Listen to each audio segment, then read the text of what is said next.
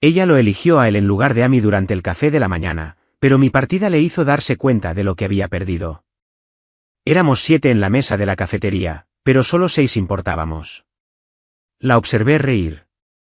No, resplandecer. Mientras él recitaba una historia dolorosamente mediocre sobre su viaje a Austin. Usaba palabras como sinergia y vibras. Ella se lo bebía como si fuera el Evangelio. Su café permanecía intacto. El mío también. Y yo también. La peor parte es que no era un extraño que se había acoplado.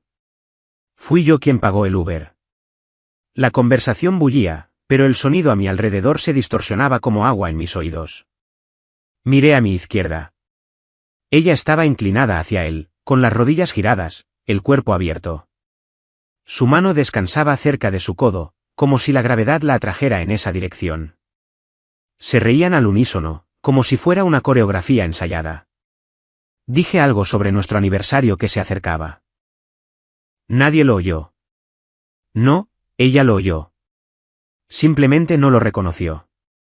Luego vino el chiste. Su chiste. Algo sobre su jefe, creo. Ni siquiera lo recuerdo porque todavía estaba terminando una frase cuando ella echó la cabeza hacia atrás y se rió como si le acabaran de regalar oxígeno. Le tocó la muñeca ligeramente. Apreté la mandíbula. El camarero trajo más servilletas. Nadie se dio cuenta de que no había hablado en 10 minutos.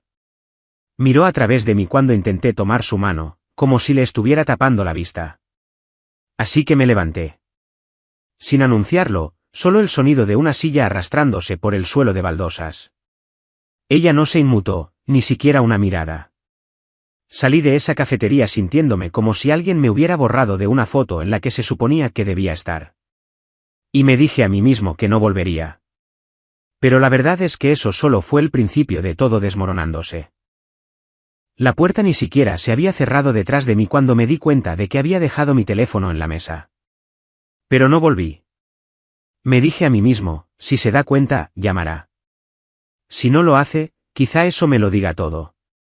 Caminé 2 manzanas, me senté en un banco frente a una tienda de mascotas y me quedé mirando el cielo como si pudiera ofrecerme respuestas. No lo hizo. Pasó media hora. Ninguna llamada, ningún mensaje, nada. Así que volví, no porque quisiera, sino porque necesitaba saber si me lo había imaginado todo. Quizá estaba exagerando. Quizá era solo un café y yo estaba entrando en una espiral. Entré y me quedé helado. Seguían allí, riendo. Alguien más había ocupado mi lugar. Mi taza de café había desaparecido, y ella también, pero Braxton seguía allí, solo. Me vio al instante, enarcó una ceja como si no estuviera seguro de si sonreír con suficiencia o fingir que no me reconocía. «Oye, Curtis, ¿verdad?», dijo. Su voz no tenía la misma calidez que cuando ella estaba cerca. «Valeria acaba de salir». Dijo que no se sentía bien. No respondí. Simplemente me di la vuelta y salí directamente. Fuera, escudriñé la calle. Fue entonces cuando la vi al otro lado de la carretera, de pie a la sombra de una pared de ladrillo, hablando por teléfono. Tenía la mano en la cadera. No estaba llorando. No estaba estresada. Estaba sonriendo. Me agaché detrás de un coche aparcado como un cobarde. Como un niño jugando al escondite en un juego al que nunca acepté jugar. Escuché. «Lo sé, ¿verdad?», dijo al teléfono. No esperaba que se fuera de verdad. Era solo un café. Dios, es tan dramático. Se rió. No la risa que me dedica a mí cuando digo algo estúpido pero inofensivo. Era una risa aguda, libre. De todos modos, volverá arrastrándose. Siempre lo hace. ¿Pobrecito? ¿Pobrecito? No volví a casa esa noche. No respondí a su mensaje a la mañana siguiente. Y fue entonces cuando apareció en mi trabajo, llevando la culpa como si fuera un perfume y fingiendo no entender que había ido mal. Pero yo ya había oído suficiente. Y lo que vino después no fue arrastrarme. Fue el comienzo de algo que ella nunca vio venir. Se plantó en el vestíbulo de mi oficina como si fuera la dueña del edificio. El pelo perfecto, con esa blusa azul oscuro que siempre elegía cuando quería parecer seria pero accesible. Incluso trajo cafés, como si las ofrendas de paz en vasos de cartón pudieran borrar el sonido de ella llamándome, pobrecito. Curtis sonrió como si nada hubiera pasado. «Te fuiste tan rápido ayer». Estaba preocupada. ¿Preocupada? No. Estaba divertida. Lo había oído. Mantuve mi voz plana. Dijiste que no te sentías bien. Parpadeó. Ese destello de pánico. Fue tan rápido que casi me lo pierdo. No me sentía bien. Quiero decir, hacía calor dentro, estaba lleno de gente. Te veías bien fuera, cuando estabas al teléfono. Abrió la boca, pero no salió nada por un segundo. Luego vino la risa, ligera, despectiva, demasiado ensayada. Espera, me estabas espiando. Ahí estaba. El cambio de táctica. Cuando la culpa no funciona, convierte a la otra persona en el problema. Dijiste que siempre vuelvo arrastrándome. Silencio. Sus manos se apretaron alrededor de los vasos de café. Ya no me los ofreció. Vale, dijo finalmente, con cuidado. Eso está sacado de contexto. Yo no saqué nada. Simplemente lo oí. Suspiró como si yo fuera el que estaba siendo difícil. Kurt, estaba hablando con Bell. Me ha estado insistiendo sobre cómo te trato. Solo dije eso para que me dejara en paz. ¿Qué forma más rara de defenderme? Se acercó, bajando la voz. ¿Sabes qué me importas? Simplemente estaba abrumada. ¿Abrumada? Esa palabra que usa cuando está harta de mí. La miré y de repente me di cuenta de que no tenía miedo de que me hubiera ido. Tenía miedo de que yo fuera diferente cuando volviera, porque el antiguo Curtis ya se habría disculpado. Habría suplicado para que las cosas funcionaran. Habría dudado de sí mismo. Rebobinado cada segundo preguntándose si él era el problema. Pero no hice eso. Solo dije, necesito espacio. Y por primera vez en años, ella no supo qué decir, así que se fue. Pero esa noche, recibí un mensaje de alguien que apenas conocía, una de sus compañeras de trabajo. Eran solo 5 palabras, deberías saber la verdad. Me quedé mirando el mensaje durante un minuto entero. Provenía de alguien llamada Kindra. Su nombre me sonaba vagamente. Creo que trabajaba en el departamento de finanzas, una chica tranquila con una sonrisa nerviosa que apenas habló en la fiesta de Navidad. Nunca habíamos tenido una conversación real, así que cuando su mensaje apareció a las 11:42 de la noche. Con esas 5 inquietantes palabras, deberías saber la verdad, no estaba seguro de si era un error. Respondí con cautela, ¿sobre qué? Su respuesta llegó casi al instante, sobre Mallory y Braxton. Hay más de lo que crees. No debería estar diciendo nada, pero no puedo seguir viendo cómo te hace esto. No te lo mereces. Sentí un vuelco en el estómago. Sabía que algo no iba bien desde hacía meses, pero no me había permitido pensar en ello. Lo había atribuido al estrés, a la distancia, a esas pequeñas cosas que se acumulan silenciosamente hasta que duermes en lados opuestos de la cama como extraños. Escribí, ¿qué estás diciendo exactamente? No hubo respuesta. No esa noche. Me quedé despierto hasta las 4 de la mañana, cada segundo puntuado por el zumbido del silencio de mi teléfono. Por la mañana, casi me había convencido de que era una broma o una compañera de trabajo celosa creando drama.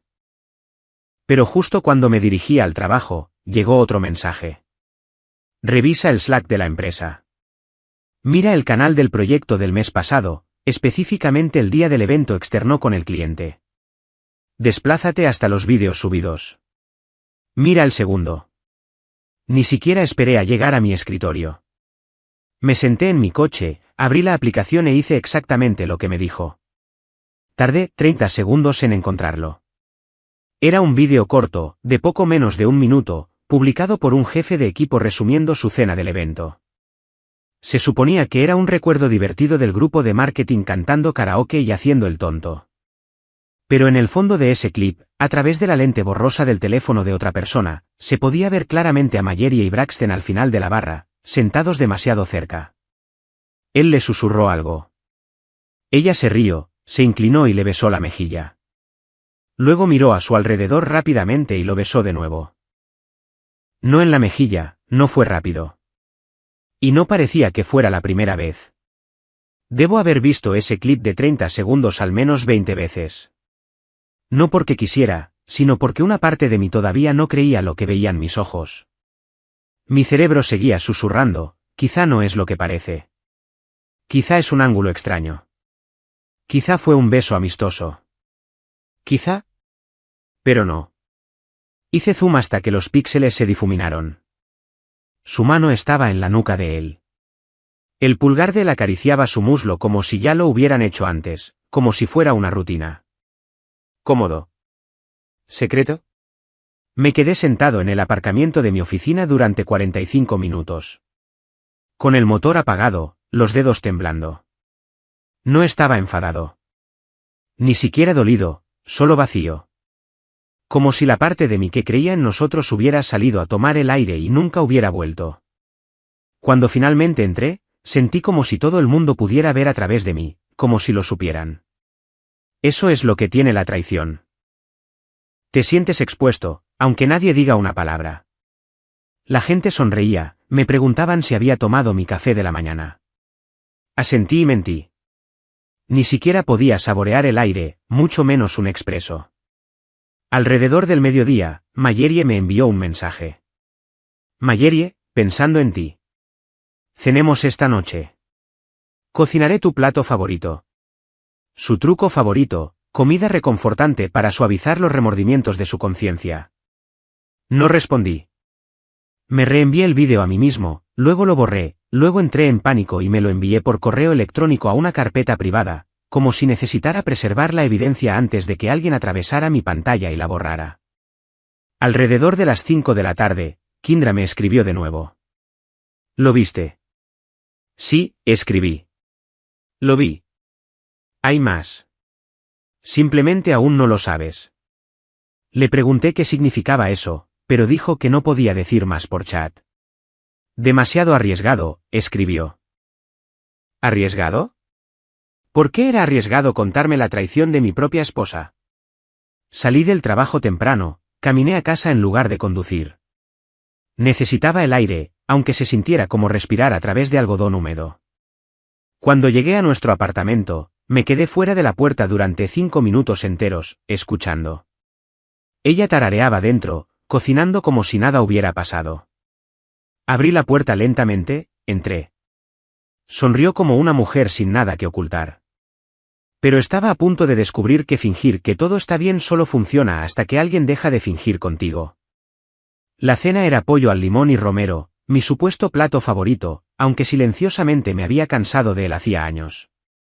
La mesa estaba puesta con velas y nuestros platos buenos, los que solo usábamos cuando venían visitas o cuando ella quería sentir que teníamos el control de nuestras vidas. Me besó en la mejilla cuando entré. No me inmuté. No se lo devolví. Solo eso debería haberle dicho que algo había cambiado. Pero estaba demasiado ocupada tarareando. Me senté, tenedor en mano, la comida intacta. Llenó el silencio con preguntas suaves. ¿Cómo estuvo el trabajo? ¿Vi el correo electrónico de mi hermana? ¿Había revisado el correo? Di respuestas cortas, monosílabos, y luego lo dije. ¿Pasó algo en el evento externo? Hizo una pausa a mitad de corte. ¿La cena? Preguntó demasiado rápido.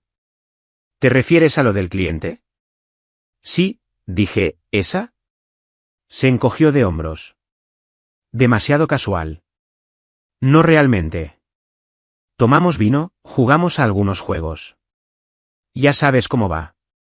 La vi parpadear una vez, luego dos. Una tercera vez. Esa tercera fue más lenta, como si sus ojos estuvieran tratando de decidir si debían volver a abrirse. Me incliné hacia adelante. ¿Besaste a Braxton? Silencio. Se quedó helada. El cuchillo suspendido sobre el pollo como si hubiera olvidado para qué servía. Luego se rió. No porque fuera divertido, sino porque su cerebro activó la palanca de emergencia marcada como desviación. Vaya, así que de esto se trata, dijo, fingiendo incredulidad. Te lo dijo Kindra. Mi corazón se hundió, porque acababa de delatarse a sí misma. Yo nunca había dicho el nombre de Kindra. Ella también se dio cuenta. Su boca se abrió y se cerró. Sus mejillas se sonrojaron, no de vergüenza, sino de un pánico blanco. Vi el vídeo, dije, con voz tranquila, casi fría, el que está en Slack. Sus manos cayeron a su regazo. La habitación se llenó del olor a romero y mentiras. Luego susurró, no fue en serio. Fue un error estúpido. Asentí lentamente. ¿Cuánto tiempo lleva pasando? Me miró, con los ojos húmedos, la voz pequeña. 3 meses. Y así, mi mundo, ya agrietado, se partió silenciosamente por la mitad. 3 meses, repitió, como si decirlo de nuevo suavizara los bordes. Su voz temblaba ahora, pero no era arrepentimiento lo que oí. Era miedo. Miedo de lo que yo pudiera hacer a continuación. No de una manera dramática de volcar la mesa. No. Mayerie temía algo peor. El silencio. Me levanté lentamente y caminé hacia la ventana. Fuera, las luces de la calle pintaban largas sombras en nuestro barrio. La misma calle por la que solíamos pasear después de cenar, hablar de vacaciones que nunca tomamos y reírnos de cualquier cosa. Ahora esas sombras se sentían como recordatorios de todo lo que no sabía que estaba pasando mientras yo pensaba que estábamos bien. Ella me siguió. Curtis, te juro que no significó nada. Empezó después de ese fin de semana que cancelaste el viaje a la cabaña. Me sentí desconectada. Ahí estaba. El giro para culparme. No podía simplemente admitirlo. Necesitaba vincularlo a algo que yo hice. La ironía era que cancelé ese viaje porque tenía gripe. Apenas podía respirar, mucho menos conducir. Pero aparentemente eso fue un hueco suficiente para que alguien como Braxton se colara. Me volví hacia ella. Fue solo besar. Dudó. Ese segundo de silencio fue todo lo que necesité. Curtis. No, dije rotundamente. Por favor, solo responde la pregunta. Se mordió el labio y luego asintió. Sí, dijo en voz baja. Sucedió una vez en un hotel después del retiro del equipo. Una vez. Eso es lo que te estoy diciendo. Eso es lo que tú me estás diciendo. No dije nada más después de eso. Simplemente pasé a su lado hacia el dormitorio, cogí una mochila y empecé a empacar.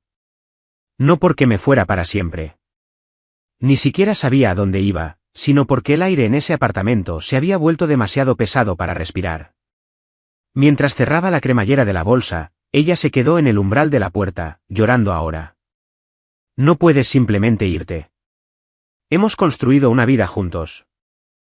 La miré, a la mujer con la que una vez pensé que envejecería, y me di cuenta de algo que no me había permitido admitir hasta ese momento. No me sentí traicionado porque besara a otro hombre. Me sentí traicionado porque durante 3 meses me vio prepararle el café, masajearle la espalda, planificar nuestro futuro y me mintió a la cara con la misma boca que usaba para susurrarle al oído a él.